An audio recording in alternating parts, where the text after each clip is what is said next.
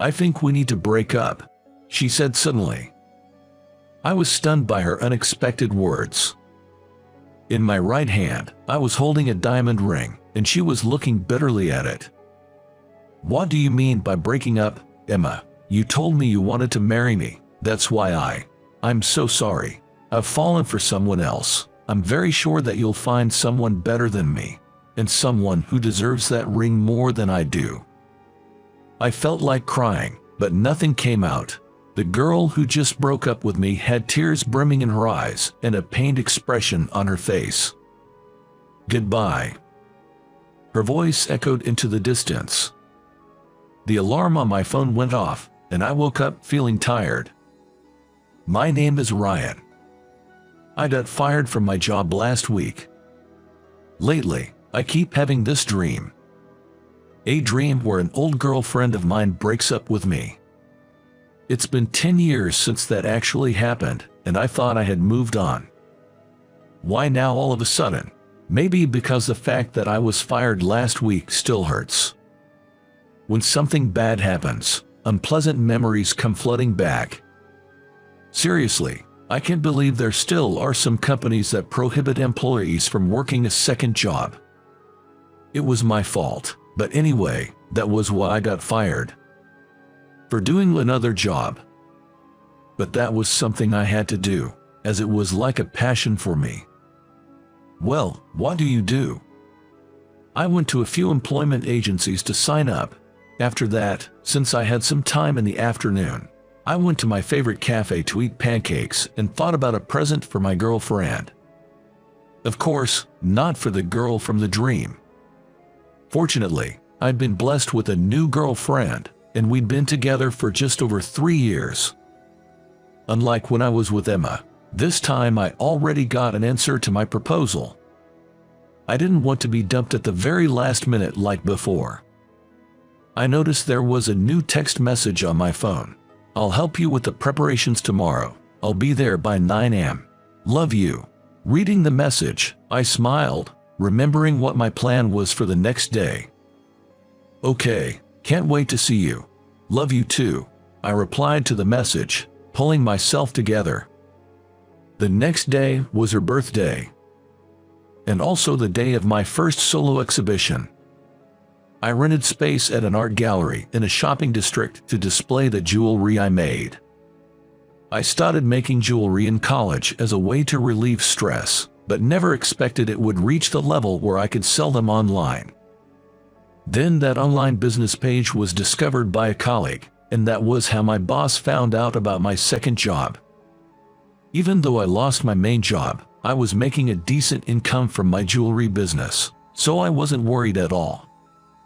I just never thought about making it my main job, but this exhibition might be a good opportunity to seriously consider that. With that thought, I felt even more motivated. The next day, when I arrived at the gallery, Sarah was already there, discussing with the person in charge and preparing for my exhibition. Ryan, you're late. Sorry, Sarah. I overslept a bit. I thought you were a morning person, Sarah said, her surprise making me feel guilty. I couldn't possibly tell her that I overslept because I had a dream about Emma. Just got lost in thought and stayed up late last night. Are you still worried about being fired? Yes, something like that. Don't worry about it. It is what it is. Now you can openly do what you love. To cheer me up, Sarah smiled warmly. For a moment, her smile reminded me of Emma's, which was making me feel uneasy. Wow, this ring is really pretty. Suddenly, while arranging the display items, Sarah spoke up. Following her gaze, I saw her looking at a diamond ring prominently displayed on the shelf. That ring brought back the painful memories of the past. That was the first ring I ever made. Really, it's so well made. It wasn't that hard, probably because I had been making other types of jewelry since my university days. Initially, I only made simple items like earrings and cufflinks for myself. It wasn't until I met my ex-girlfriend, Emma, that I started making jewelry with someone else in mind. I was seriously considering marriage with Emma. Wanting to gift her a ring, I began jewelry making in earnest. In the end, Emma never received the ring I made for her. I might want this one for an engagement ring. What? I froze at Sarah's words. The idea of giving my card girlfriend the ring I made for Emma felt so wrong. Although I loved Sarah very much, I kept dreaming about Emma. I still wondered why Emma looked so pained when she broke up with me. That thought made it impossible to forget her. We're running out of time. We need to finish setting up soon. True, Sarah's words brought me back to my senses. Having nearly finished arranging the display items, I also completed setting up the cash register. Looking at Sarah, I saw her again gazing at that ring. Was this the sort of ring Emma telling me about? I wonder. Sarah was only talking to herself. Muttering softly, Sarah noticed me standing silently and quickly came towards me. Wait, what did she just say? Was it just a coincidence, or did I hear it wrong? But either way, doubts began to surface in my mind. As the exhibition opened, many people, primarily my supporters on social media, gathered. The displayed jewelry sold quickly, and the ring Sarah liked also attracted lots of attention. Isn't that ring for sale? I'm sorry. This ring is for display only, and I have no intention of reproducing it. That's a shame. Each time I watched a customer leave, I thought about the dream I had the night before. When I decided to exhibit that ring, I thought that meant I had moved on from Emma. Yet since she appeared in my dream, all I could think about was her. Why can't I forget Emma? She dumped me after all.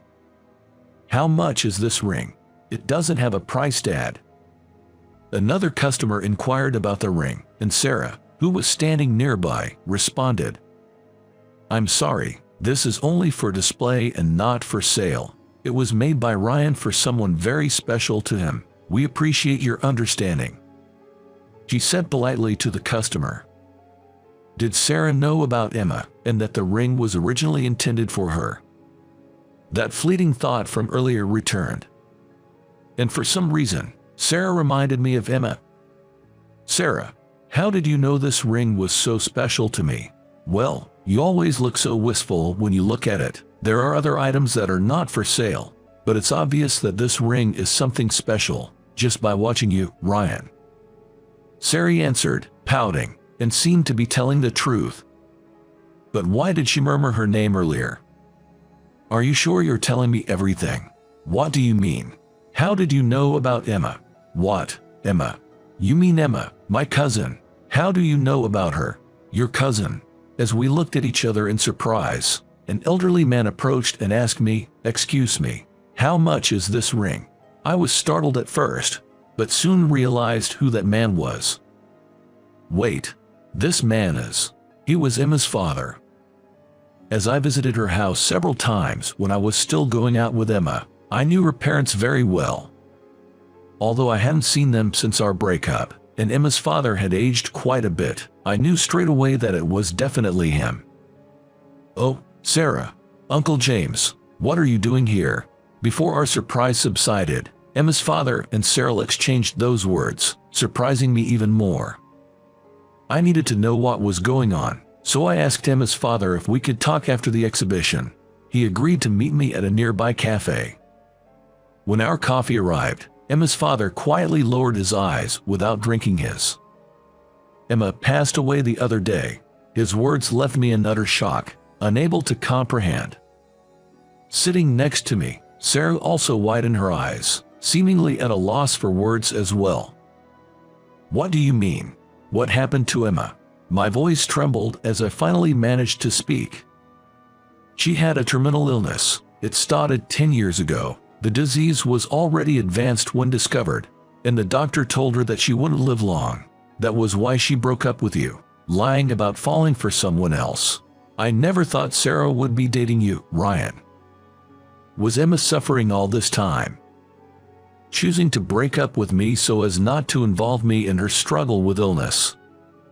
I recalled the pained expression on her face when she said goodbye to me, suddenly making sense of it. Yet, It still didn't feel real. Next to me, stunned, Sarah slowly began to speak. I knew Emma was sick, but I never knew it was that bad, and she passed away. She fought for 10 years, initially given only 6 months to live. We informed your parents, Sarah, but it seems the news hadn't reached you. Sarah silently shed tears, and both Emma's father and I quietly thought of her. After about 5 minutes of silence, as Sarah's tears subsided, I asked her, "So are you related to Emma?" "Yes, we are cousins. Our homes were far apart, and with her health condition, I didn't get to see her lately, but we used to be very close like sisters when we were young." "No wonder you somewhat resembled Emma." "Do you think so? Our relatives often say that too." "Yes, they did resemble each other." A while ago, Emma told me about her old boyfriend she was still in love with. He made a ring for her, but she had to break up with him because of her illness, and didn't get to receive the ring. "I never thought you were that person, honey. When I saw that ring earlier, I just wondered if the ring Emma told me about looked similar to that." Maybe Sarah sensed something when she was gazing at that ring. I was thinking that when Emma's father looked at me apologetically. "I came here today to ask you if I could borrow that ring to put in Emma's coffin." He showed me the flyer for my exhibition. "Emma never stopped thinking about you. She followed your social media, even secretly buying your jewelry under a friend's name. When she saw a photo of the ring on this flyer, she cried, asking me to put it in her coffin when she died." Why didn't Emma tell me? Hearing her true feelings from her father meant a lot to me, and I finally understood why she had to break up with me. But at the same time, I had an overwhelming sense of guilt when I thought about Emma suffering on her own all those years, and I had no idea what was going on. As Sarah's tears finally eased, mine began to flow uncontrollably. "When is Emma's funeral?" "It's scheduled for tomorrow. That's why I'm asking. I know it's a lot to ask, but I'd like to buy that ring off you.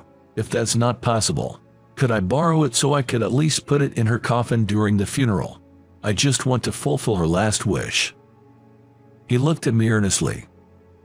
His beloved daughter passed away, and he came to see me the day before her funeral just to fulfill her last wish. I gripped Emma's father's hand firmly. "Please take it with you. I made it for Emma anyway." "Thank you." Tears spilled from his eyes as if something inside him had collapsed. The next day, Sarah and I took a taxi to the designated funeral home. "I wonder if Emma will be happy with this ring." "Of course, she will be." Sarah took my hand and squeezed it encouragingly as I voiced my uncertainty. In the inner pocket of my suit was the little case containing the ring. I was about to give it to Emma. Gripping her hand tightly, I finally reunited with Emma after 10 years. Long time no see. Emma, lying in the coffin, didn't say anything.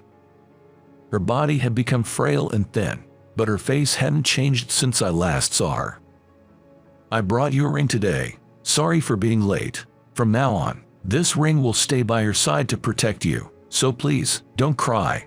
I gently opened the ring case, and the diamond sparkled brightly inside. I took it out of the case and placed it in the coffin. Apparently, the ring couldn't be cremated with her. But Emma's father had negotiated with the funeral home to allow the ring to be placed in the coffin under the condition that it would be removed soon after the funeral. The funeral proceeded smoothly, and I was able to say my final goodbye to Emma. Emma is really gone. Yes, we won't see her ever again. Sarah, being Emma's relative, would be attending the cremation, but as a non-family member, I planned to call a taxi and leave. Sarah accompanied me to the taxi stand. "Are you sure? Not staying until the end? I've already said goodbye to Emma, and I have to go home. There's something I need to do." "What? Can you come to my place tomorrow? There's something I want to give you." She smiled softly, a bit nervously, at my words. "Yes, I'd be happy to. In my home workshop, there's a ring I've been making for Sarah. Originally, I planned to finish it on the night of the exhibition and give it to her today. Just to make it clear, though I think you know, I've been making a ring for you, and I only thought of you while making it." It felt somewhat embarrassing to say it out loud. Whether she knew my thoughts or not, she didn't hide her joy and held my hand tightly until the taxi arrived. As the taxi drove away, the scenery outside the window grew distant. "Goodbye, Emma." I wondered if she had ascended to heaven peacefully. For a moment, I became worried, but then I felt certain she was fine. Looking up at the blue sky above the smoke rising from the crematorium, I finally remembered Emma's beautiful smile, not the sad look from my dreams.